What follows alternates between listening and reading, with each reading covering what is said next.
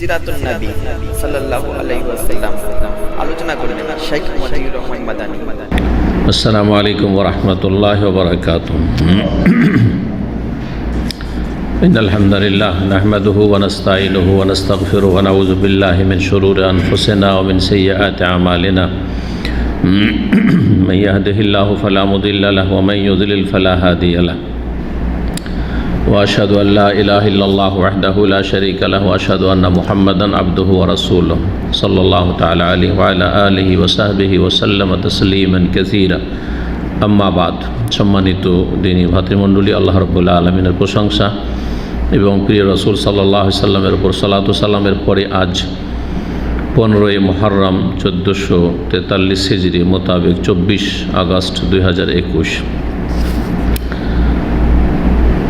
আমাদের সিরাতুন নবী সাল্লাল্লাহু আলাইহি ওয়াসাল্লাম, নবী করিম সাল্লাল্লাহু আলাইহি সাল্লামের জীবনী নিয়ে যে ধারাবাহিক আলোচনা চলে আসছে তার পর্ব নম্বর 35। বিষয়বস্তু আকাবার প্রথম বায়াত, বায়াতে আকাবা উলা।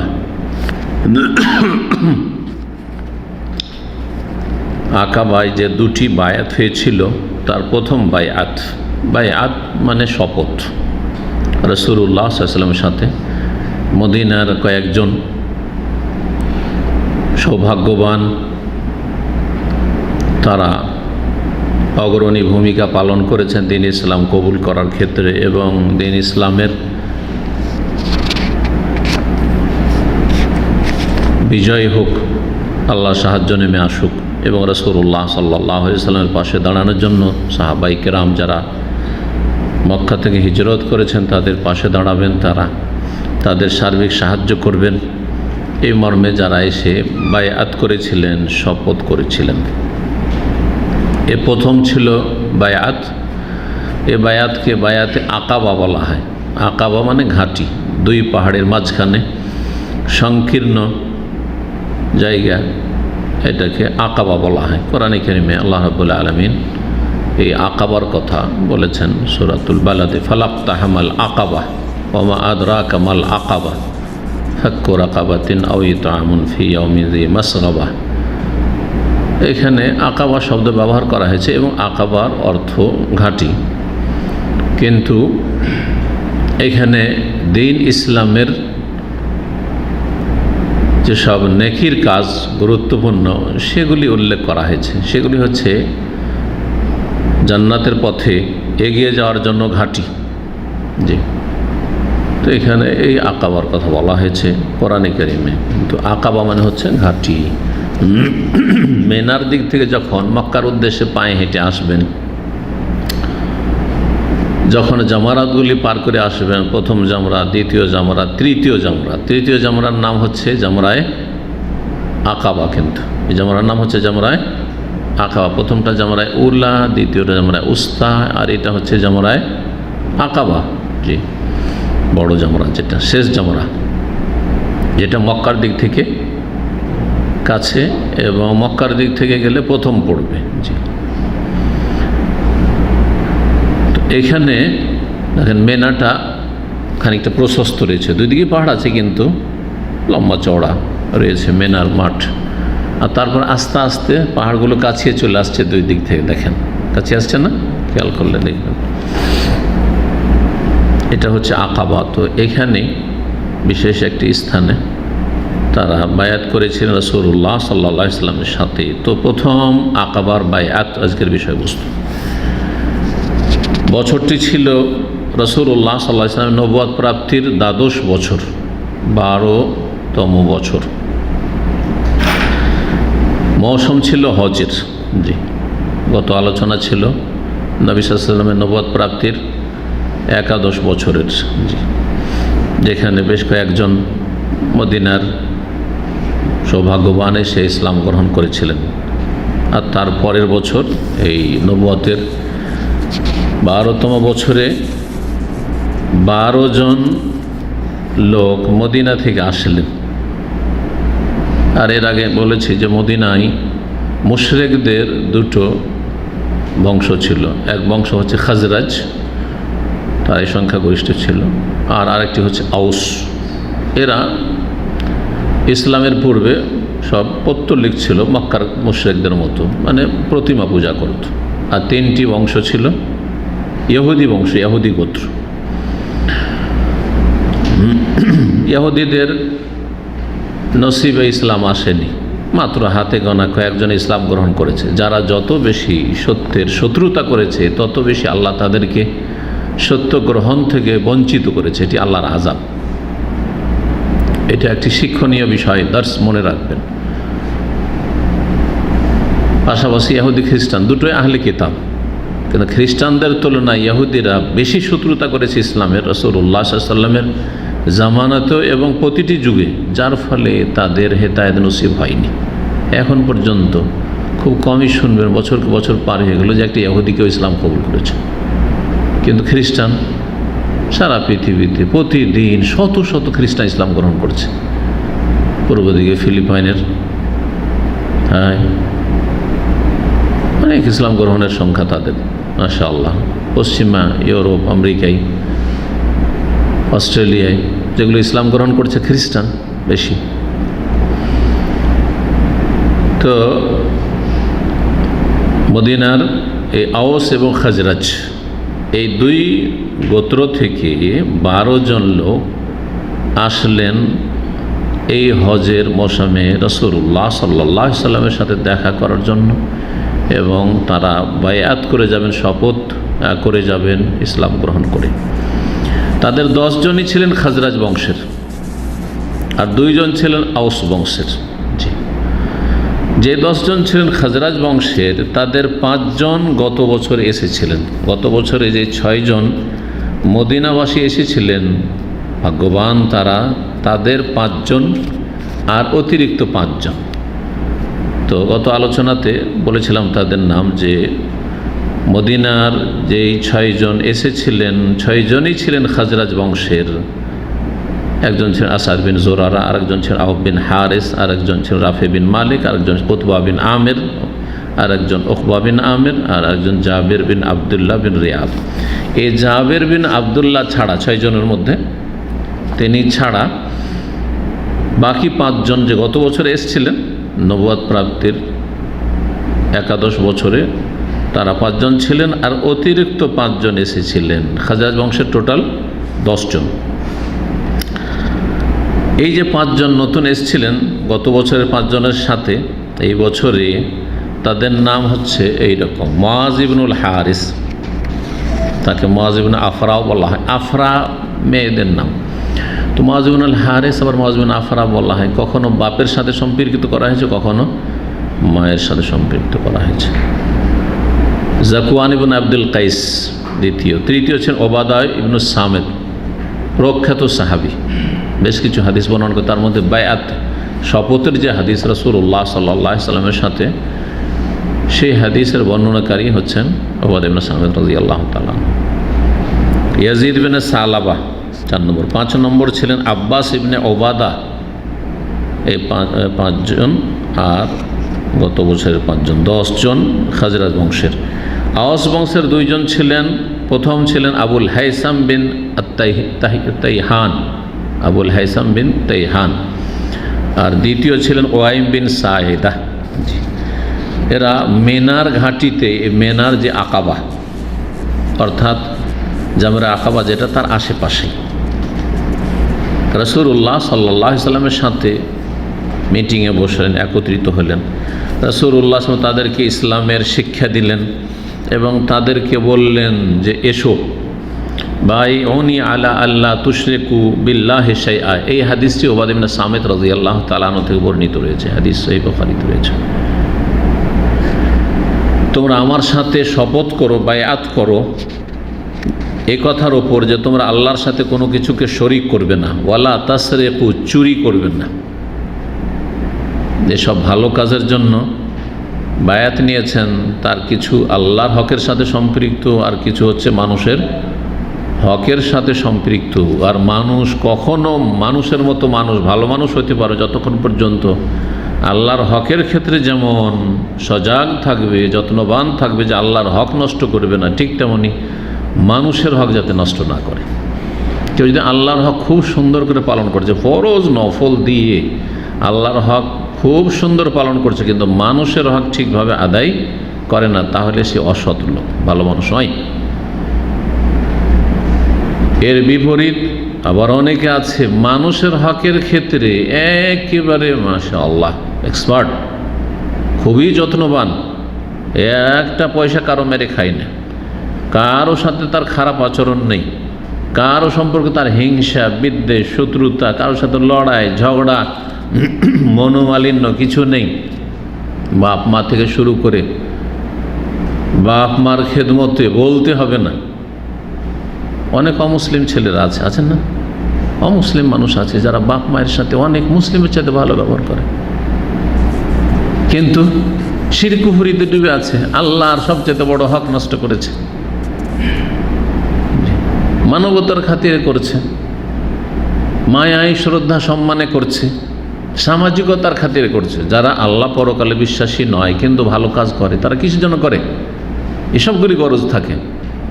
মানুষ মানুষের মতো চলবো, মানবতা, এটা না হচ্ছে মানবতা, ইনসানিয়ত। আর একটি হচ্ছে সামাজিকতা, সমাজের লোকে কি বললো আমি খারাপ আচরণ করবো বাপ মায়ের সাথে, তো সামাজিকতা। অধিকাংশ মানুষ মুসলিম সমাজেও সামাজিকতার কারণে পাপতে বেঁচে থাকে। সমাজে কি বলবে, বংশের মুখ ডুবে যাবে, আমি কোথায় মুখ দেখাবো এরকম কাজ করলে? আল্লাহর ভয় পরকালের ভয় নাই, সুযোগ পেলে যদি কেউ জানতে না পারে তো সব কিছু করে ফেলবে। তো এরা তো আর মুত্তাকি না। তাকওয়া হচ্ছে কিসের নাম? আল্লাহর ভয়ে যারা ভালো কাজ করে, আল্লাহর ভয়ে মন্দ কথা কাজ থেকে বেঁচে থাকে। এই তাকওয়াকে এই ছোট্ট একটি ভাষায় যারা বুঝে নেবে তারা সব দিক থেকে সুন্দর হয়ে যাবে, আল্লাহর হকের ক্ষেত্রেও ভালো হয়ে যাবে আর মানুষের হকের ক্ষেত্রেও ভালো হয়ে যাবে। কাউকে দেখানোর জন্য নয়, সামাজিকতার জন্য নয়, মানবতার জন্য নয়।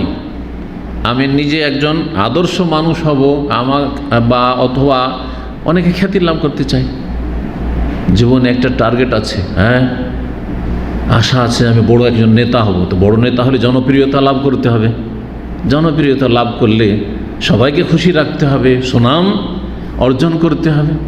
দুনিয়ার গরজ পক্ষান্তরে একজন মুমিন মুত্তাকি, সে সত্যিকার আল্লাহর ওয়ালি, আল্লাযীনা আমানু ওয়া কানু ইয়াত্তাকুন, সে সব চিন্তাই করে না। ওগুলো চলে আসবে অতিরিক্ত বেনিফিট, বোনাস, ফাও চলে আসবে, ফাও সুনাম চলে আসবে, ফাওয়ে সামাজিকতা হয়ে যাবে, সমাজে সম্মান পাবে, ফাওয়ে তার মানবতা হবে, এগুলো সব অতিরিক্ত। কিন্তু আসল হচ্ছে ঈমান এবং তাকওয়া। একজন মুমিনের জন্য কোনো প্রশাসন লাগে না, কিচ্ছু লাগে না, থানা পুলিশ কোনো কিছুর প্রয়োজন নেই, তার পিছনে পাহারার কোনো প্রয়োজন নেই।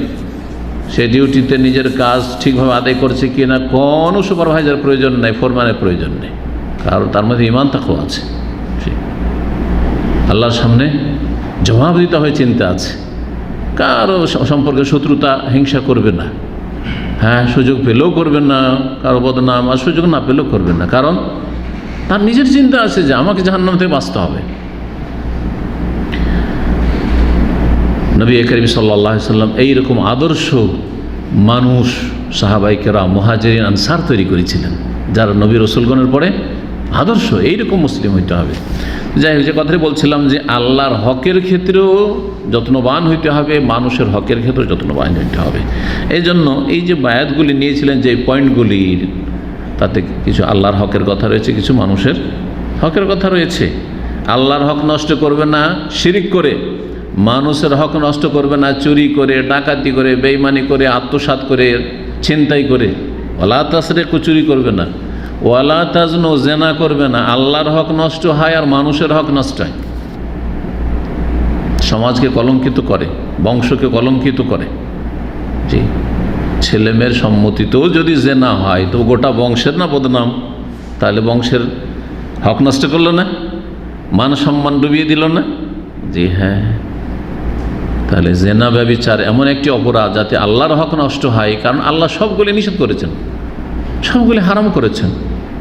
জেনা হারাম করেছেন, চুরি করা হারাম করেছেন, সুতরাং আল্লাহর হক নষ্ট, আল্লাহর অবাধ্য ফাসিক, আর তার সাথে মানুষের হক নষ্ট করল। ওয়ালা তাজনু, জেনা ব্যভিচার করিও না। ওয়ালা তাকতুলু আওলাদাকুম, তোমাদের সন্তানদেরকে হত্যা করিও না। ছেলে মেয়েদেরকে হত্যা করে। আওলাদ ছেলে মেয়ে উভয়কে বলা হয় আরবি ভাষায়। আজকালকার মাতৃভাষায় আর আরবদের ওয়ালাদ বলে ছেলেকে, কিন্তু আসলে ওয়ালাদ মানে ছেলে, ওয়ালাদ মানে সন্তান, ছেলে সন্তান আর মেয়ে সন্তান বলি না বাংলায়। আর ইবন মানে হচ্ছে ছেলে সন্তান, বেন্ত মানে হচ্ছে কন্যা সন্তান।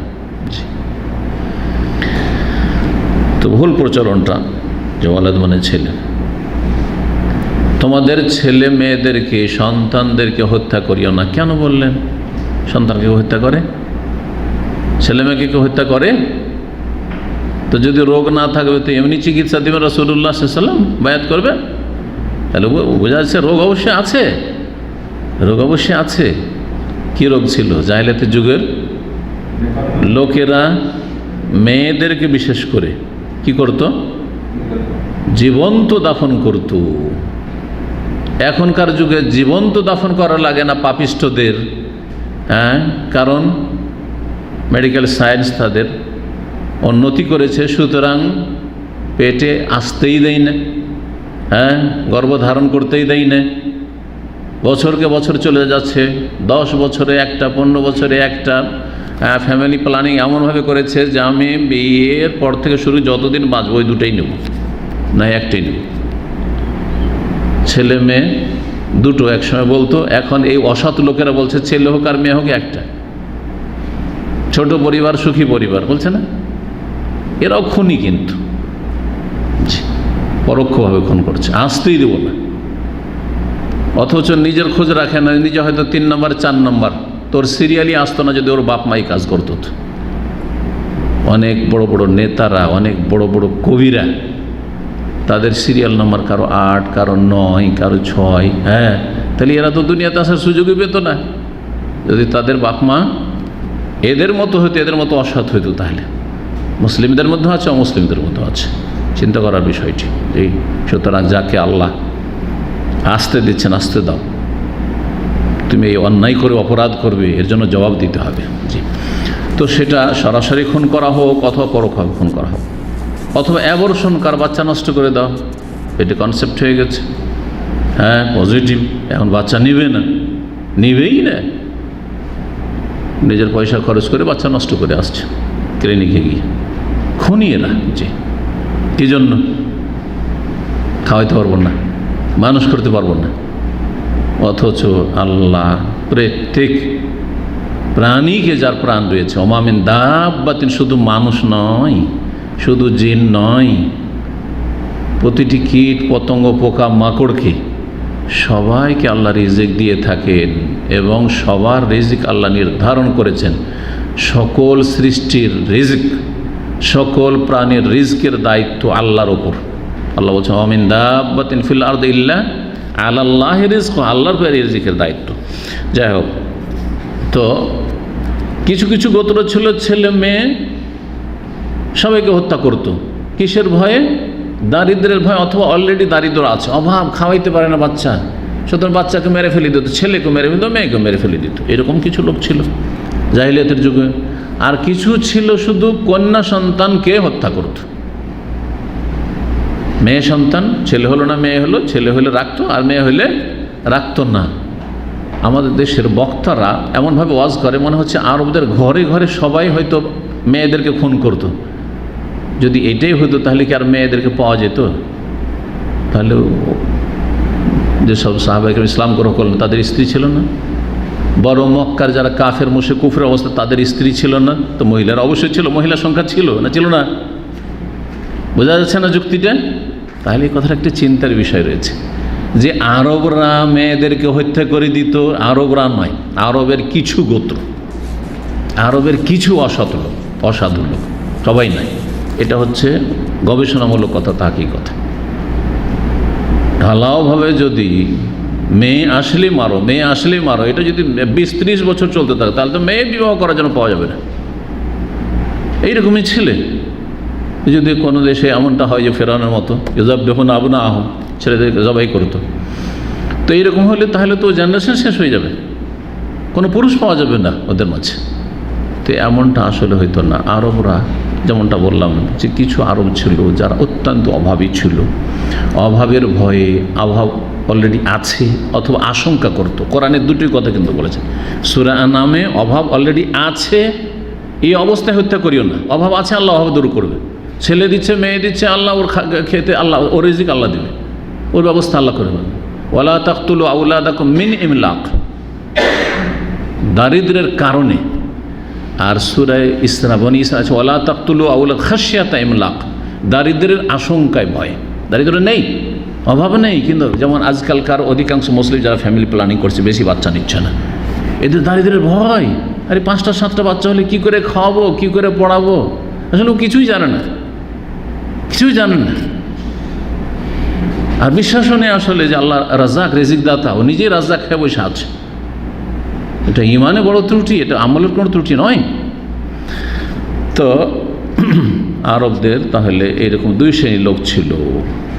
অভাবের কারণে ছেলে মেয়ে খুন করতো, কিছু করতো, আর কিছু ছিল যারা মেয়েদেরকে হত্যা করতো। যারা মেয়েদেরকে হত্যা করতো তারা কেন? কারণ শুধু মেয়েরা খায়, ছেলেরা খায় না, তো কেন হত্যা করতো? হ্যাঁ, লজ্জায়। এটা লজ্জার ব্যাপার। জম্মুকের বাড়িতে মেয়ে জন্মেছে, এটা একটা লজ্জার বিষয় ছিল। মানে সামাজিক কুসংস্কার যে কারো বাড়িতে মেয়ে জন্মালে খারাপ নজরে দেখা এবং নিজে লজ্জা বোধ করা, এই বদ চরিত্র, জাহিলি চরিত্র অনেক মুসলিমদের মাঝে আছে। পরপর 2-3টা মেয়ে হলে স্ত্রীকে মারধর করে, বরং তালাক পর্যন্ত দেয়। এইসব ঘটনা ঘটে আমাদের সমাজে। এদের মধ্যে ওই জাহিলি কাফেরদের ওই বদ চরিত্রগুলি আছে। মেয়ে, তোমার স্ত্রী কি দোষ? হ্যাঁ, ও যদি ক্ষেত্র হয় তো তোমার কাছে তো বীজ আছে, তোমার বীজ কেন খারাপ? হ্যাঁ, তোমার যদি ক্ষমতা থাকে নিয়ে আসো, ছেলে সন্তান নিয়ে আসো। যেমন তোমার ক্ষমতা নেই, তোমার স্ত্রীর ক্ষমতা নেই, সুতরাং আল্লাহর ফয়সালার ওপর সন্তুষ্ট থাকতে হবে। আল্লাহ যা দেবেন তাতেই কল্যাণ রয়েছে, বরং মেয়েতে বেশি কল্যাণ রয়েছে। এই জন্য সবচেয়ে শ্রেষ্ঠ নবী মুহাম্মদ রাসূলুল্লাহ সাল্লাল্লাহু আলাইহি ওয়াসাল্লাম আল্লাহ ছেলে সন্তানকে রাখেননি, দিয়েছেন, তারপরে নিয়েছেন বাল্যজীবনে, ছোট বয়সে। কিন্তু 4 মেয়ে বড় হয়েছে, তাদের বিবাহ শাদী হয়েছে। তাহলে শ্রেষ্ঠ নবীর জন্য আল্লাহ মেয়ে পছন্দ করেছেন, মেয়ে বাছাই করেছেন। তো আল্লাহ শ্রেষ্ঠ ব্যক্তির জন্য যেগুলি বাছাই করেছেন সেগুলি আপনার অপছন্দ? মেয়ে হলে কখনো না। এই বদ চরিত্র যেন না থাকে, পরপর 4টা হোক, 5টা হোক, 10টা হোক, যদি সবগুলি মেয়ে হয় তারপরও, এতে আল্লাহ কল্যাণ রেখেছেন, এতে আল্লাহ বরকত রেখেছেন। যে যত মানুষের ইয়াকিন থাকবে তত বেশি আল্লাহ বহুমুখী বরকত দান করবেন। কিন্তু যখনই নেগেটিভ চিন্তা হবে, সবগুলি মেয়ে, এতগুলি বিয়ে শাদী দেবো, কি করব, একটা ছেলে হলো না, বুড়ো হয়ে যাবো, তখন কে দেখবে আমাদেরকে, আল্লাহর আযাব আসা শুরু হবে, ভালা মুসিবত শুরু হবে, পেরেশানি শুরু হয়ে যাবে। জি, কারণ তোমার নেগেটিভ চিন্তাধারা তখন থেকে, যার ফলে চারিদিক থেকে আল্লাহর মার পড়তে ছড়িয়েছে। আর অনেকে ছিল, ভালো মানুষ ছিল আরবদের মধ্যে, মুশরিক কিন্তু ভালো মানুষ ছিল, তারা মেয়ে হইলে খুন করতো না, আর ছেলে হইলে খুন করতো না। তাহলে সব আরব কন্যা সন্তানকে খুন করতো না, এটা মনে রাখতে হবে। এই জন্য নবী সাল্লাল্লাহু আলাইহি ওয়াসাল্লাম বলেন, দেখো তোমরা তো ইসলাম গ্রহণ করছো, তাহলে এই পাপগুলি থেকে বেঁচে থাকতো। ওয়ালা তাকতুলু আওলাদ, তোমাদের ছেলে মেয়েদের খুন করবে না। ওয়ালা তাতু বিবুহতানিন তাফতারুনাহু বাইনা আইদিকুম ওয়া আরজুলিকুম, আর তোমরা এমন কোনো মিথ্যা অপবাদ দেবে না যেটি তোমরা তোমাদের সামনে রচনা করবে, গড়ে নেবে। কারণ যে মিথ্যা অপবাদ দেয় একেবারে সেটি তার কি কল্পিত, বানাওয়াট, কিছুই ঘটেনি, এমনিতে দোষ চাপিয়ে দিল। অমুকের, আরে ওর কোনো মেয়ের সাথে খারাপ সম্পর্ক আছে, কিছুই নেই, আসলে অমুক এই কাজ করেছে, করেই নি, মিথ্যা অপবাদ। এই কাজ করবেন না। ওয়ালা তাসুনি ফি মারুফ, আর ভালো কাজে আমার তোমরা নাফরমানি করবে না, বিরুদ্ধাচরণ করবে। যে কোনো ভালো কাজের কথা আমি বলবো তোমরা মানবে। ভালো কাজ হচ্ছে ভালো কাজগুলি করা, আর মন্দ কাজ থেকে বেঁচে থাকা। ভালো কাজ মানে শুধু পজিটিভ নয়, ভালো কাজ করা যেমন ভালো কাজ, তেমনই মন্দ কথা কাজ থেকে বেঁচে থাকা হচ্ছে ভালো কাজ। এটা নেগেটিভ ভালো কাজ। মিথ্যা কথা বলবেন না, এটি ভালো কাজ। কারোর সাথে প্রতারণা করবেন না, বেঈমানি করবেন না, এটি হচ্ছে ভালো কাজ। সত্য কথা বলবেন, এটা ভালো কাজ। 5 ওয়াক্ত সালাত পড়বেন, এটা হচ্ছে ভালো কাজ। তৌহিদ প্রতিষ্ঠা করবেন, এটা হচ্ছে ভালো কাজ। সেই রকম শিরিক করবেন না, এটা হচ্ছে ভালো কাজ। 1 ওয়াক্ত সালাত ছাড়বেন না, জামাত ছাড়বেন, এটা হচ্ছে ভালো কাজ। ভালো কাজ 2 রকম। তোমরা ভালো কাজে আমার নাফরমানি করবে না। ফামান ওয়াফা মিনকুম, তোমাদের মধ্যে এই কথাগুলির প্রতিশ্রুতি করে বায়আত করে যে তার চুক্তিকে বা প্রতিশ্রুতিকে পূর্ণ করবে, ওয়াদা খেলাফি করবে না, ফাজরুহু আলাল্লাহ, তার নেকি আল্লাহর কাছে। ওমান আসাবা মিন যালিকা শাইআন, কিন্তু কেউ যদি এইসব পাপের, আর এরকম যতগুলি পাপ রয়েছে, মাত্র কয়েকটি বলা হয়েছে এখানে, তার কোনো একটিতে যদি লিপ্ত হয় বা কোনো কিছুতে লিপ্ত হয়, এক অথবা একাধিক পাপে কেউ লিপ্ত, তাহলে হয় আল্লাহ দুনিয়াতে সাজা শাস্তি দিয়ে দিলেন, যদিও দুনিয়াতে সব পাপের শাস্তি আল্লাহ দেন না, কিন্তু কিছু কিছু পাপের শাস্তি দেন। পাপের শাস্তি দুনিয়াতে দেওয়াতে অনেক রহস্য আছে, বরং যাকে আল্লাহ শাস্তি দেবেন তার জন্য উপকারী সেটা সে যদি সংশোধন করে নেয়, কারণ ধাক্কা খেয়ে মানুষ সংশোধন হয়। ফাউকিবা বিহি ফিদ দুনিয়া, আর দুনিয়াতে তার কারণে শাস্তি দেওয়া হইল। কারো টাকা পয়সা বেইমানি করেছে, 1000 রিয়াল বেইমানি করেছে, 10,000 রিয়াল লস হয়ে গেল, শিক্ষা হয়ে গেল, জ্ঞানী হইলে শিক্ষা হয়ে গেল। কাউকে অপদস্থ করেছে, আল্লাহ তাকে ওর চাইতে বেশি অপদস্থ করলো। হ্যাঁ, বাপ মাকে কষ্ট দিয়েছে, যতটা কষ্ট দিয়েছিল বাপ মাকে তার চাইতে বেশি ওর ছেলেমেয়েরা কষ্ট দিয়েছে। হ্যাঁ, হাড়ে হাড়ে টের পাচ্ছে, কিন্তু আর সংশোধনের সময় বাপ মা দুনিয়াতে বিদায় হয়েছে, কষ্ট পেয়ে বিদায় হয়ে গেছে। আল্লাহু আকবার। তওবা করা উচিত। যদি যে কোনো ধরনের যদি দুনিয়ার শাস্তি হয়ে যায়, ফাহুয়া কাফারাতুন লাহ, তাহলে ওই পাপের জন্য সেটা মোচনকারী, কাফার হয়ে গেল। আল্লাহ 2 বার শাস্তি দেবেন না, দুনিয়াতেও শাস্তি আর আখেরাতেও শাস্তি, একটা পাপের জন্য এরকম করবেন না। যদি কোনো পাপের শাস্তি ইহ জগতে আল্লাহ দিয়ে দেন, তার মানে ওইখানে কাফার অতটা পরিমাণ দিয়ে দেন, সামান্য একটু হইলো, তাহলে আপনার যে অপরাধ ততটা পরিমাণ হয়তো শাস্তি হয়নি, তখন বাকি থাকবে। কবরে শাস্তি হবে, তারপরে বিচার দিবসে শাস্তি হবে, তারপরে জাহান্নামে শাস্তি হইতে পারে, যদি এখনও পাপ থেকে যায়। তাহলে ওমান আসামিন যালিকা শাইআন, আর কেউ যদি এইসব গুনহার কোনো কিছুতে লিপ্ত হয়, ফাসাতারাহুল্লাহ, কিন্তু আল্লাহ সেটাকে গোপন রেখে দিলেন, অপদস্থ লাঞ্ছিত করলেন। কেউ জেনা করলো, জানতেই পারলো না, কেউ চুরি করলো, ধরাই খেলো না, কেউ ডাকাতি করলো, বেঈমানি করলো, ধরাই খেলো না, কেউ ধার নিয়ে চলে গেল বিদেশ থেকে, আর দিল না, আর কেউ আর খোঁজ পায়, ওর বাড়ির ঠিকানায় পৌঁছতে পারলো না, আদায় করতে পারলো না, হ্যাঁ, কোনো কিছু হলো না, তো ঢাকা থেকে গেল, গ্রামের মানুষও জানতে পারলো না, মনে করলো যে ও তো সৌদি আরব থেকে হজ করে এসছে, কিন্তু এখান থেকে টাকা পয়সা বেইমানি করে গেছে, ইত্যাদি যে কোনো পাপই হোক না কেন। আল্লাহ যদি ঢেকে রেখে দেন দুনিয়া, ফামরুহু ইলাল্লাহ, তাহলে আল্লাহ কি করবেন? আখিরাতে শাস্তির অবশ্যই দেবেন, এটা জরুরি নয়, আল্লাহর ইচ্ছাধীন।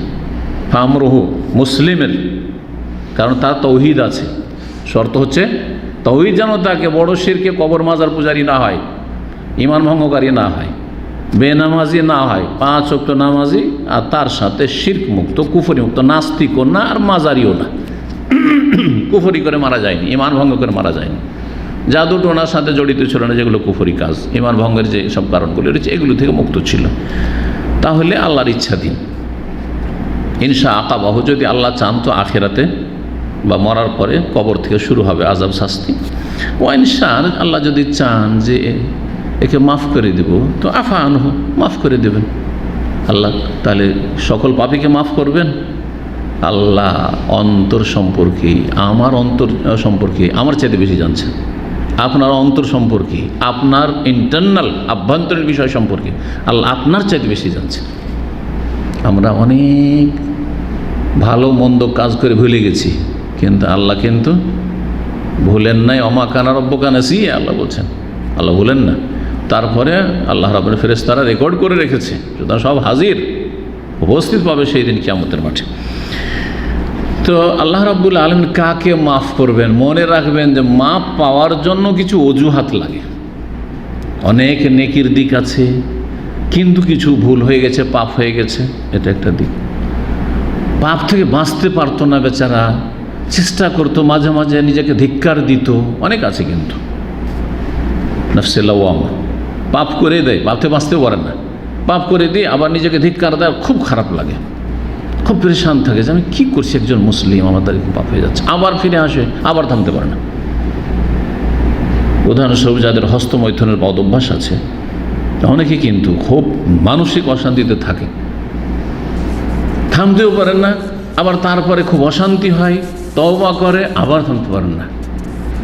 এরকম বদ অভ্যাস অনেকের ব্লু ফিল্ম দেখা রয়েছে, পর্নোগ্রাফি বিভিন্ন রকমের রয়েছে।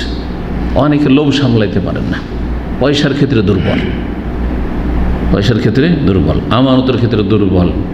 কারো যদি সুযোগ পায় চুরি করি, ঈদে নামাজি, নাহলে মসজিদ থেকে কেন জুতা সামনে চুরি হবে, বুঝতে পারছেন?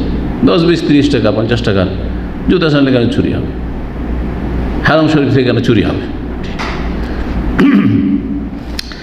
তো আল্লাহর ইচ্ছা, আল্লাহ দেখবেন যে এই লোকটি ঠিক আছে, অপরাধী পাপী কিন্তু ক্ষমাযোগ্য কিনা, এর মধ্যে অন্তরে সততা ছিল, এ তওবা করতো কিন্তু থামতে পারতো না, বিভিন্ন পাপে জড়িয়ে যেত, হ্যাঁ, বহুবার সে অনুতপ্ত লজ্জিত হইতো যে আর এই কাজ করবো না, আবার ওই কাজে লিপ্ত হয়ে যেত।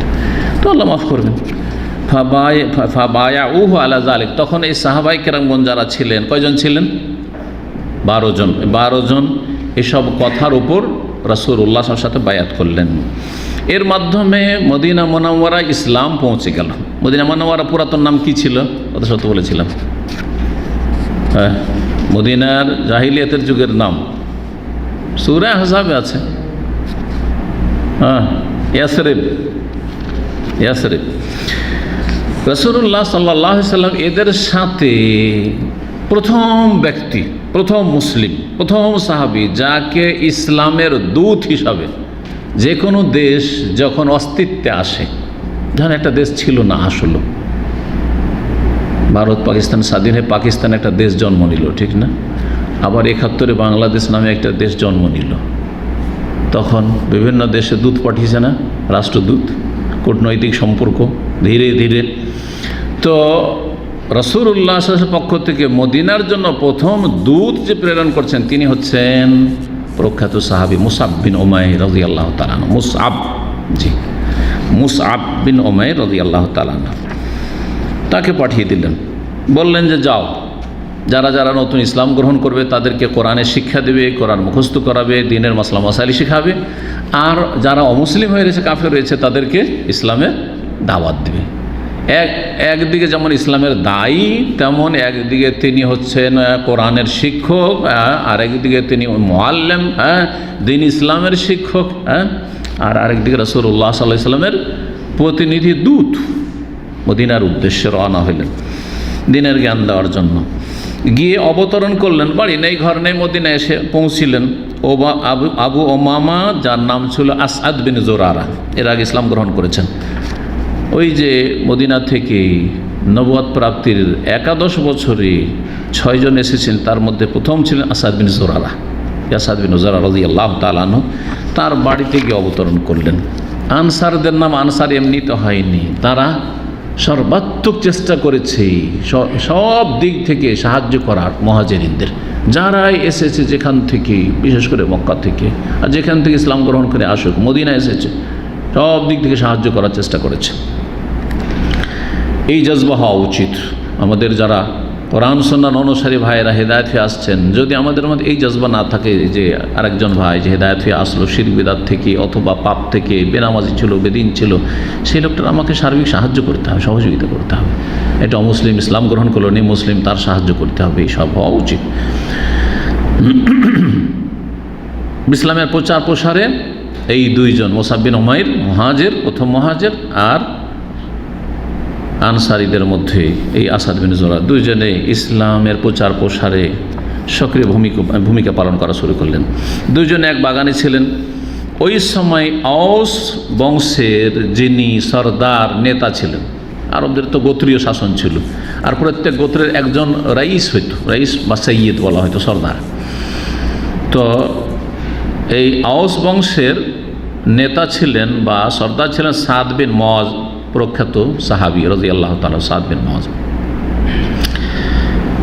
তিনি বললেন তার চাচাতো ভাই ওসাইদ বিন হুযাইর, ওসাইদ বিন হুযাইর, ইনিও প্রসিদ্ধ সাহাবী।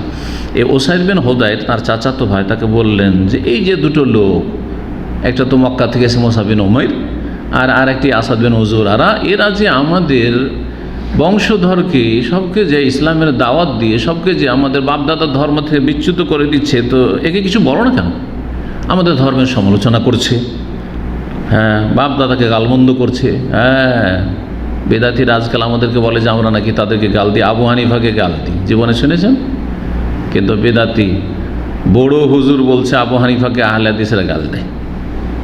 এটা সেম ওই রকমই কথা জাহিলিয়াতের যুগে মক্কার কাফেররা আর মদিনা মুনাফিকরা আর মদিনা যত কাফের ছিল, এই যে কুফরের অবস্থায় বলেছিলেন সাদ বিন মুআজ যে না, যে আমাদেরকে বোকা বলছে, আমাদেরকে মূর্খ বলছে, আমাদের বাপদাদা গালমন্দ করছে। এটা চিরাচরিত বদ অভ্যাস বাতিলপন্থীর হকপন্থীকে এইরকমই তওবাদ দিয়ে থাকে। কিন্তু আল্লাহ শেষ পরিণাম লাঞ্ছিত করেন, দুনিয়াতেও লাঞ্ছিত করবেন আর আখিরাতেও লাঞ্ছিত করবেন।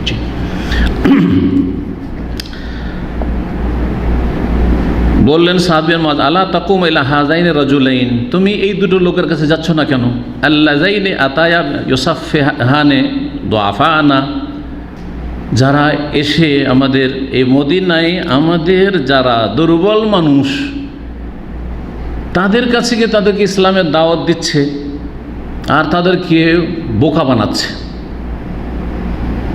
বোকা বানা কথাটা বলেন, যদি ভালো মানুষও যদি ভালো কথা কাউকে বলে আর সেটা মতের উল্টো হয় কোনো ফিরকার কোনো দলের, তাহলে বলছে যে লোকটাকে বোকা বানিয়ে দিয়েছে।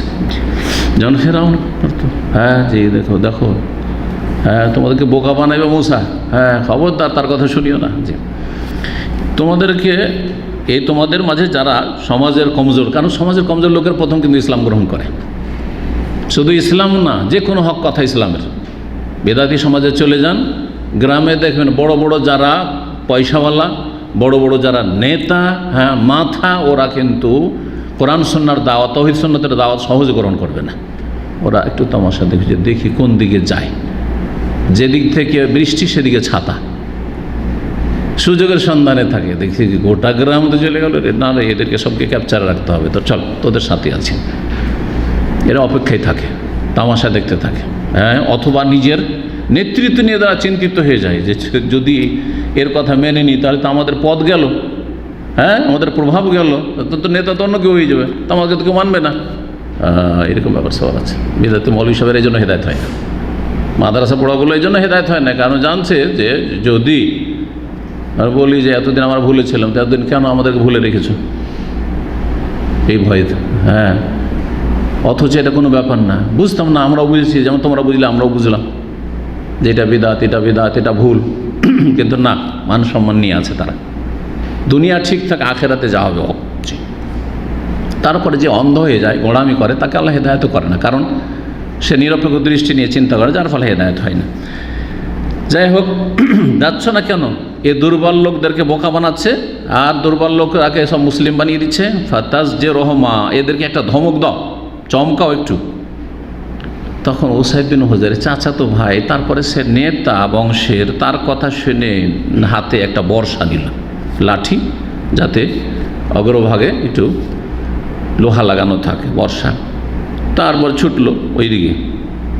যখন আসাদ দেখতে পেয়েছেন তাকে, আসাদ বিন জোরারা, তখন মুসাব বিন উমাইরকে বললেন, দুইজনে, মুসাব বিন উমাইর মক্কা থেকে এসেছেন রাদিয়াল্লাহু আনহু, আর আসাদ বিন জোরারা আনসারি মদিনার, দুইজনে ইসলামের দাওয়াতের কাজ করছেন, বাগানে বসে আছেন। সেই সময় হাজা সাইয়্যিদু কওমি, এই যে আসছে না উসাইদ বিন হুজাইর, এই আওস বংশের কিন্তু এক নেতা, কাদ জাআকা, আসছে আপনার কাছে, কি যে বলে, ফাসদুকিল্লাহ ফীহি, এর সাথে আচরণের ক্ষেত্রে আল্লাহকে সততা দেখান আপনি, মানে আপনি ইসলামের সত্যতা তুলে ধরেন, এর সামনে হক কথা তুলে ধরেন সুন্দরভাবে। ওসাইদ আসলো, আসার পরে দাঁড়িয়ে গেল দুজনের সামনে, এসে বলছে, মা যাবে কুমাইলাইনা, তোমরা কি করতে এসছো এখানে, কি করছো মদিনায়? তুসাফিহানে দুআফানা, আমাদের সমাজের দুর্বল মানুষদেরকে বোকা বানাচ্ছ আর সবকে তোমরা মুসলিম বানিয়ে দিচ্ছ। এতাজিলা না, সোজা আলাদা হয়ে চলে যাও, মদিনা থেকে বেরিয়ে যাও। ইন কানাত লাকুম বিআনফুসিকুম হাজা, যদি জান বাঁচাতে চাও, যদি তোমাদের প্রাণের জানের মূল্য থাকে, তাহলে আমাদের থেকে আলাদা হয়ে যাও, এসব কাজ করবে না। মুসাব বিন উমাইর রাদিয়াল্লাহু তাআলা আনহু হেকমতের সাথে কাজ নিলেন। এদিকেও রাগছে কিন্তু গরম, গরমের সামনে আপনি যদি গরম হয়ে উত্তর দেন কখনো সমাধান হবে না। কেউ যদি গরম হয়ে যায় তো ঠান্ডা হয়ে উত্তর দেওয়ার চেষ্টা করতে হবে, এবং এটি একটি আল্লাহ প্রদত্ত ক্ষমতা, সবাইকে আল্লাহ দেয় না। কেউ গরম হয়ে আছে আর আপনি ঠান্ডা হয়ে উত্তর দেবেন, এটা সহজে মানুষ মেনে নিতে চায় না। আরে তোর চাইতে কোম্পানি নাকি। মুসাব্বিন আমার বলছেন আওয়াতাজিলিস ফাতাসমা, আচ্ছা আপনি বসবেন, একটু বসে একটু শুনেন কথা, তাহলে একটু বসেন, বসে কথা বলি। ফাইন রাজি তামরান কাবেল তাহু, একটু কথা বলি, কথাগুলি যদি ভালো লাগে, পছন্দ লাগে তো কবুল করবেন, ঠিক আছে, নেবেন আমাদের কথা। ওয়াইন কারেহ তাহু, আর যদি কথাগুলি খারাপ লাগে আপনাকে, কাফাফনা আনকা মা তাকাহু, তাহলে আপনাকে আমি কষ্ট দেব না এবং আপনাকে এমন কোনো কথা শোনাবো না যেই কথা আপনাকে খারাপ লাগে, সুতরাং বাদ দিয়ে দেবো। আগে একটু শোনেন, শুনেন, ভালো লাগলে কবুল করবেন, আর না ভালো লাগলে আমরা আমাদের কথা বন্ধ করে দেবো, আর শোনাবো না। ফাঁকালা, তখন ওসাইদ বিন হুজাইর ঠান্ডা হয়েছে। গরমের উত্তর যদি ঠান্ডা হয়ে দেন তো ও ঠান্ডা হয়ে যাবে, ওর উপরে যেন পানি ঢেলে দিলেন, আপনি আগুনে পানি ঢেলে দিলেন। বলছে আনসাফতা, তুমি ন্যায়সঙ্গত কথা বলেছো, কথা তো ভালো বলেছো, আমি শুনি, অসুবিধা কি, ঠিক আছে বলো কি বলছো বলো। ওয়ারাকা জাহার বাতাহ, হাতে যে বর্ষাটি ছিল সেটা মাটিতে পুঁতে দিল, হাত থেকে রেখে দিল, বসে গেল।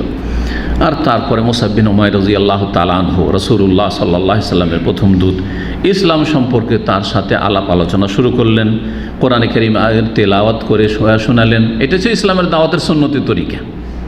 আজকাল অনেকেই অমুসলিমদের দাওয়াত দিতে গিয়ে কোরআনের আয়াত পড়ে শোনায় না, কোরআনের আয়াতের ব্যাখ্যা বিশ্লেষণ করে না, আয়াত পড়তে হবে। এটা হচ্ছে ইসলামের দাওয়াতের তরিকা। সাহাবায়ে কেরামগণ, তার আগে রাসূলুল্লাহ সাল্লাল্লাহু আলাইহি সাল্লাম কাফেরদেরকে দাওয়াত দিয়েছেন কোরআনের আয়াত পড়ে, কোরআনের আয়াত পড়ে। ওমর রাদিয়াল্লাহু তাআলা আনহুকে যখন তার বোন দাওয়াত দিয়েছেন কি সূরা তাহা পড়ে, সোজা সূরা তাহা পড়া শুরু করেছেন, তাতেই তাসির হয়েছে। ধরেন আরবি ভাষা বুঝে না, তারপরও আরবির একটা তাসির আছে। তারপরে যারা অনারব হবে, অনারব তাদেরকে কোরআন কারীম পড়ে তারপরে তার তাফসীর করে শোনান। কোরআনের চাইতে বেশি অন্য কোনো কথা দ্বারা মানুষকে হেদায়েত করতে পারবেন, এ কথা কেউ যদি চিন্তা করে অমুসলিমদের দাওয়াতের ক্ষেত্রে অথবা বেদাতপন্থীদের দাওয়াতের ক্ষেত্রে অথবা মুসলিম সমাজের যারা পাপিষ্ট অন্যান্য পাপে জড়ে তাদের দাওয়াতের ক্ষেত্রে, তো তারা ভুল ধারণা। কারণ আল্লাহর কথার চাইতে ভালো কথা আর কারো হতে পারে না। আল্লাহর কথার চাইতে বেশি তাসির আর সুপ্রভাব মানুষের কথা দ্বারা হইতে পারে না। কোরআন আয়াত পড়ে শোনেন। এই জন্য আহলে হাদিস ওলামাদের দাওয়াতে এত লাভ কেন, আর এত দ্রুত গতিতে এই দাওয়াত ছড়িয়ে যাচ্ছে কেন?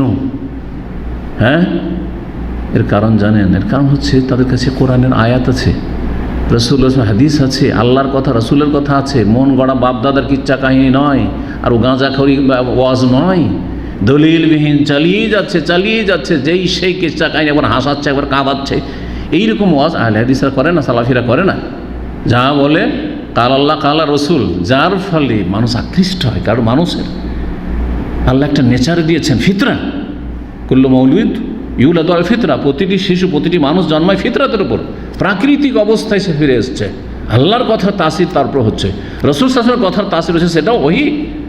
সে তার সামনে কেউ যুক্তি বসবে, যুক্তি দিয়ে কোনো কাজ হবে না কোরআনের সামনে আর হাদিসের সামনে। কোরআনে কারিমের তেলাওয়াত শুরু করলেন, শোনাইলেন তাকে, মাতৃভাষা সুন্দর বুঝতে পারছে। ও সাইদ বিন হুজাইরকে খুব ভালো লাগলো শুনতে। আরে ইসলাম তো খুব ভালো ধর্ম, আমি তো ভুল ধারণা করছিলাম। যেমন আজকাল অনেক অমুসলিমরা মুসলিমদের সম্পর্কে, বরং অধিকাংশ মুসলিমদের সম্পর্কে বিরূপ ধারণা। মুসলিম মানে বর্বর, মুসলিম মানে নিষ্ঠুর, মুসলিম মানে অসভ্য, মুসলিম মানে এই, মুসলিম মানে এই, সব নেগেটিভ আর নেগেটিভ, সব মিথ্যা কথা, অবাস্তব কথা। ইসলামকে তারা বদনাম করে রেখেছে। কিছু অসৎ মুসলিমদের বদচরিত্রের কারণে বা খারাপ আচরণের কারণে একটা মুসলিম যদি চুরি করে নেয়, একটা মুসলিম যদি বেমানি করে নেয় কোনো হিন্দুর কাছে, কোনো অমুসলিম বা খ্রিস্টানের কাছে, তাহলে বদনাম হয় না, গোটা ইসলাম বদনাম হয়ে যাচ্ছে। মুসলিম যদি ধোঁকা দেয়, বেমানি করে, জেলখানাতে গিয়ে দেখছে যে মুসলিমদের সংখ্যা কাফের চাইতে বেশি হয়ে যাচ্ছে, তা কী বলবে? ইসলাম যদি ভালো হইতো তো মুসলিম কী করে চুরি করেছে, তাই না? মুসলিম কেন এত আসামি, মুসলিম কেন এত ক্রাইমের সাথে জড়িত? তাহলে মুসলিমরা আগে আখলাক দিয়ে, চরিত্র দিয়ে দাওয়াত দিতে হবে। আখলাক, আমল, চরিত্র তো ইসলামের দাওয়াত দিতে হবে। তো আর তাছাড়া যে মিডিয়াগুলি রয়েছে, মিডিয়া সবগুলি ইসলামের বিপক্ষে, ইসলামের দুশমন। আগের মিডিয়াগুলো, যে পত্রপত্রিকা বা যেগুলো মিডিয়া ছিল, আর বর্তমান সোশ্যাল মিডিয়া, সবগুলি অ্যান্টি ইসলাম। যার ফলে ইসলামের যে ভাবমূর্তি সেটাকে নষ্ট করার সব সময় লেগে আছে এইসব বাতিল পন্থীদের মিডিয়াগুলি।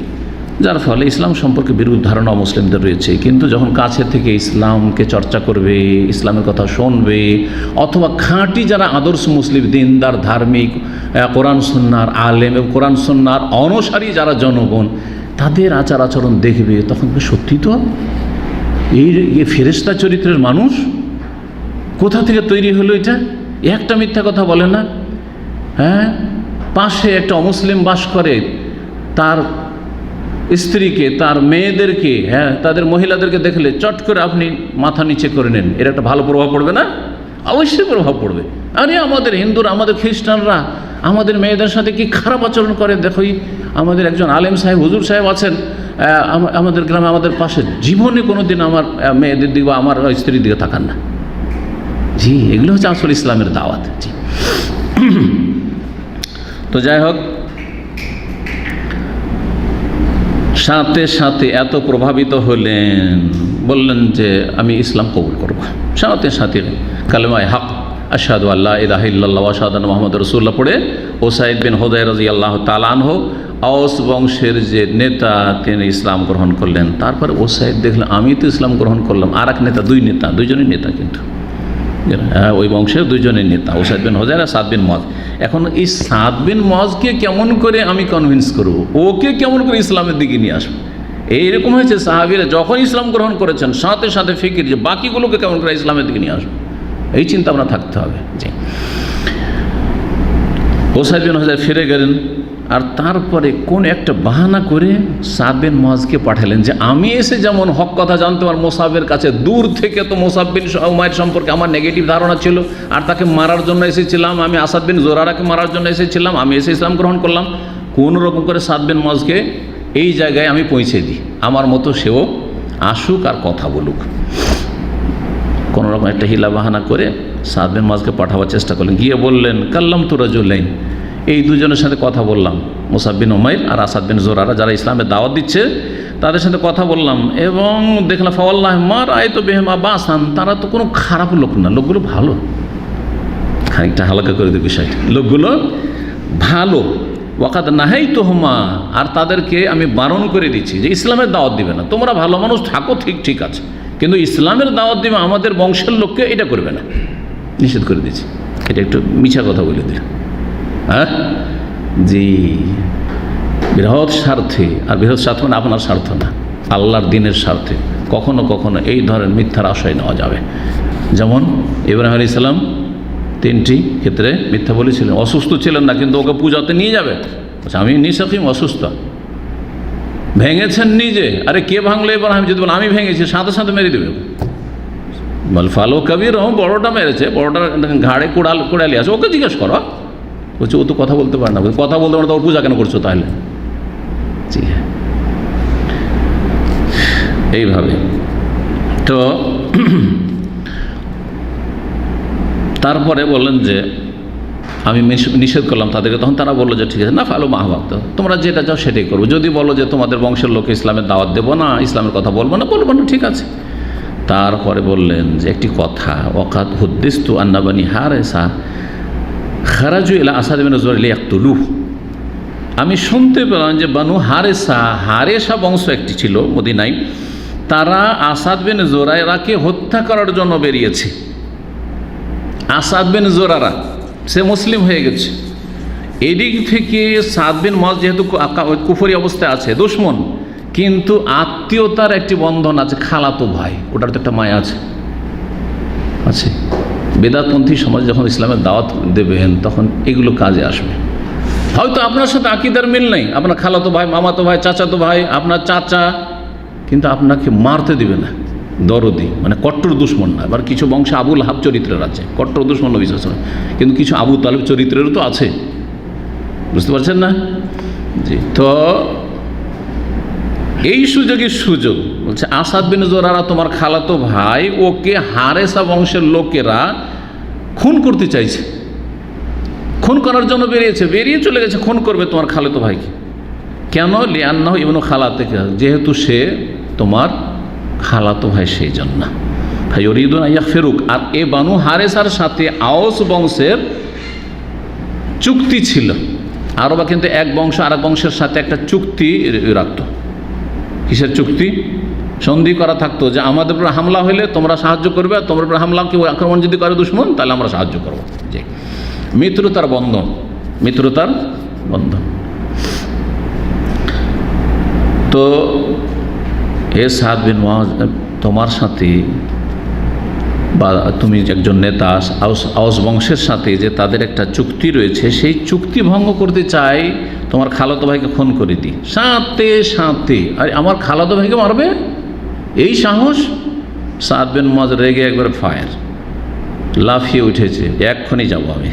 জি, দেখি। এসে হাজির, কারণ দুজন বসে আছে ওখানে। কে বসে আছে? মুসাব বিন উমাইর, মুহাজির মক্কা থেকে, আর আসাদ বিন জোরারা, যেটা হচ্ছে সাদ বিন মুআজের খালাতো ভাই, যদিও মুসলিম খালাতো ভাই। দেখি খালাতো ভাইকে বাঁচাইতে হবে, বানু হারেসাকে মারতে দেবো না। খালাতো ভাইয়ের কাছে এসে হাজির, ওখানে বসে আছে মুসাব বিন উমাইর তার সাথে। মুসাব বিন উমাইর যখন দেখলেন যে আর এক নেতা এসে গেছে আওসের, সুযোগ, তখন ওইভাবেই তাকে বললেন, যেমন বলেছিলেন ওসাইদ বিন হুজাইর। কি বলেছিলেন? দেখেন, একটু বসেন, আমরা কি করছি আর কি শোনাচ্ছি, শুনলে তো কোনো দোষ নেই, একটু শুনে দেখেন, যদি ভালো লাগে কবুল করবেন, আর না ভালো লাগে তো মানা করে দেবেন, মানা শুনে নেব, বাস, আর বলবো না। এই কথাই যখন বললেন, যেইভাবে আল্লাহ রাব্বুল আলামিন ওসাইদ বিন হুজাইরকে হেদায়েত করেছিলেন, ওই রকমই তিনিও, যেমনই কথা বলা ইসলাম সম্পর্কে, ইসলামের সৌন্দর্য সম্পর্কে, নবী সাল্লাল্লাহু আলাইহি ওয়াসাল্লামের নির্ভেজাল দাওয়াত সম্পর্কে, তখন সাথে সাথে ইসলাম গ্রহণ করলো, কোরআনে কারীম শুনে, এবং লা ইলাহা ইল্লাল্লাহ মুহাম্মাদুর রাসূলুল্লাহ সাক্ষ্য প্রদান করলো। কে? আর একজন আওসের নেতা সাদ বিন মুআজ। তাইলে দুইজনে একদিনে ওসাইদ বিন হুজাইরও মুসলিম হয়ে গেল, আর সাদ বিন মুআজ, আওস বংশের দুইজন নেতাই মুসলমান হয়ে গেল। নেতারা মুসলমান হয়ে গেলে দেশের সব মুসলমান হয়ে যাবে। কারণ আরবিতে একটি প্রবাদ আছে, আন্নাসু আলা দীনে মুলুক, মানুষ আসলে শাসকদের ধর্মে বিশ্বাসী, কারণ শাসকদের সাথে থাকলে লাভ আছে। তো শাসকরা যদি হেদায়েত হয়ে যায়, তাহলে আখিরাতেও লাভ, আর দুনিয়াতেও লাভ, যে শাসকদের সাথে আছে, দুনিয়ারও বেনিফিট, লাভ পাবো, কোনো লোকসান নেই। জি। তারপরে ফিরে আসলো জাতির কাছে ইসলাম গ্রহণ করে সাদ বিন মুআজ। এসে বলছে, ইয়া বানি আব্দুল আশহাল, হে আব্দুল আশহালের বংশগোত্র, কাইফা তা'লামুন আমরি ফিকুম, আমার সম্পর্কে তোমাদের মতামত কি, আমি তোমাদের মাঝে কি ভালো মানুষ না খারাপ? তখন তারা বলল, সাইয়্যিদুনা ওয়া আফজালুর রায়াত, আপনি আমাদের সরদার, আপনি আমাদের নেতা, এবং আমাদের মাঝে আপনি সবচাইতে বেশি বিচক্ষণ মানুষ। আপনার মতকে, আপনার চিন্তা চেতনাকে, পরামর্শ আমরা প্রাধান্য দিই। কালা, শোনো, তাহলে শোনো, একবার শক্ত ভূমিকা, যে নেতার ভূমিকা। ফাইন্না কালামা রিজালিকুম ওয়া নিসাইকুম আলাইয়া হারামুন হাত্তা তুমিনু বিল্লাহি ওয়া রাসূলিহি, তোমাদের গোটা বংশের পুরুষ নারী সবার সাথে আমার কথা বলা হারাম, কথা বলবো না, যতক্ষণ পর্যন্ত আল্লাহ এবং তার রাসূলের প্রতি তোমরা ঈমান না নিয়ে আসবে। সুবহানাল্লাহ। নেতাই সাহস করে বলতে পারবে, কোন আলেম বলতে পারবে? হ্যাঁ, পাবলিক বলতে পারবে, কিন্তু গ্রামের চেয়ারম্যান অহংকার দিয়ে বলতে পারবে, অধিপতি, এমপি, মিনিস্টার অবশ্যই বলতে পারবে, তাই না? আল্লাহ যেন তাদেরকে সবাইকে হেদায়েত নসিব করেন, যারা হেদায়েত হয়নি, আর যারা হেদায়েত হয়ে আছে তাদেরকে হেদায়েতের উপর আল্লাহ রাব্বুল আলামিন টিকিয়ে রাখেন, এবং যাদের ত্রুটি আছে আল্লাহ ত্রুটি মুক্ত, আল্লাহ দিনের খাদেম হিসেবে আল্লাহ কবুল করেন। মুসলিম নেতৃত্বে যারা রয়েছে সারা বিশ্বে, তারা যদি এইভাবে হেদায়েত হয়ে যেত, জাতি হেদায়েত হতে বাধ্য, উপায় নেই কিছু। জি, তোমাদের পুরুষ নারী সবার সাথে আমার কথা বলা হারাম যতক্ষণ তোমরা আল্লাহ রাসূলের প্রতি ঈমান না নিয়ে আসবে। সেই দিন সকালবেলার ঘটনা, সন্ধ্যা হইতে হইতে ওই আওস বংশের কোনো পুরুষ নারী ইসলামের বাইরে থাকলো না, সবাই মুসলমান হয়ে গেল, সবাই মুসলমান হয়ে গেল, একজন ছাড়া, মাত্র একজন।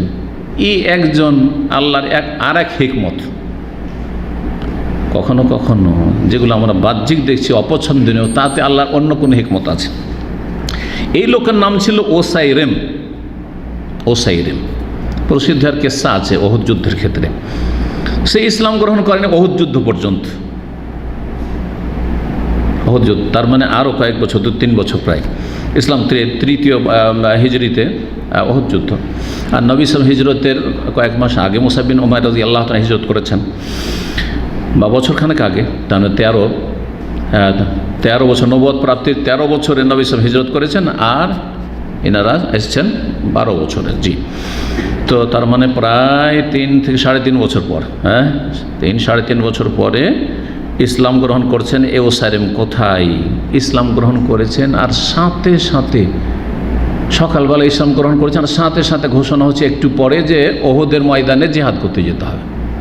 জোহরের টাইম এখনও আসেনি, দৌড় দিয়েছে ওই কলেমা পড়ার পরেই ওহুদের ময়দানে মুসলিমদের মুজাহিদিনদের দলে সামিল হয়েছে, আর যাওয়ার পরে সেখানে গিয়ে কাফেরদের হাতে নিহত হয়েছে। একটিও সেজদা করেননি, বা একটিও সেজদা করার সুযোগ পাননি। যেসব কুইজ প্রোগ্রাম হয় সিরাতুন নবীর ওপর বা সাহাবাদের জীবনের উপর, তাতে জিজ্ঞাসা করা হয় যে এমন কোনো এক ব্যক্তির নাম বলেন যেই ব্যক্তি আল্লাহকে একটা সিজদা না করেও জান্নাতি। তিনি হচ্ছেন এ ওসাইরেম। সকাল ইসলাম গ্রহণ করেছেন, আর তারপরে জিহাদের ঘোষণা হয়েছে যে ওহুদের মাঠে চলো, আর ওহুদের মাঠে চলে গেছেন, আর জোহর হওয়ার আগেই শহীদ হয়ে গেছেন। কাবলা ইয়াসজুদা লিল্লাহি সাজদা, একটিও সিজদা করার সুযোগ পাননি, তার আগেই তার ইন্তেকাল বা তার শাহাদাত হয়ে গেছে। মুসাব বিন উমাইর রাদিয়াল্লাহু তাআলা তারপরে মক্কা ফিরে আসলেন।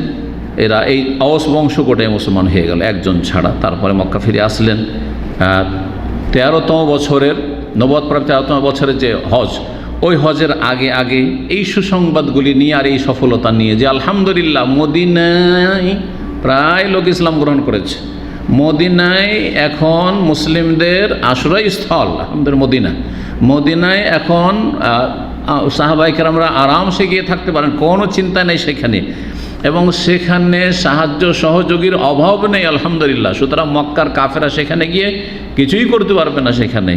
এই সুসংবাদ নিয়ে আসলেন মুসাব বিন উমাইর রাদিয়াল্লাহু তাআলা আনহু। এখানে আজকের আলোচনা শেষ হচ্ছে। আগামী সপ্তাহের আলোচনা দ্বিতীয় আকাবার বায়াত।